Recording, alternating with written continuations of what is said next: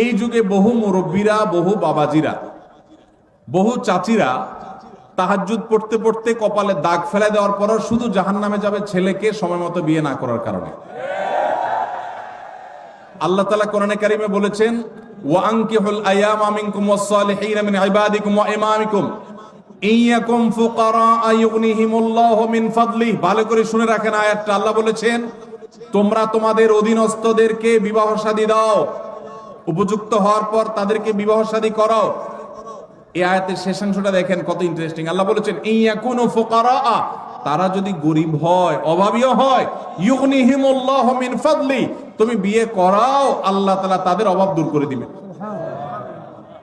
এরপরও যদি বাপমারা, চাচা চাচিরা, আপনারা যদি ছেলে মেয়েদেরকে হাইকোর্ট দেখান সকাল বিকাল, যদি বলেন যে পায়ের উপরে দাঁড়াও, নিজের পায়ের উপরে দাঁড়াও, ছেলে কি আরেকজনের পায়ে দাঁড়া রয়েছে নাকি?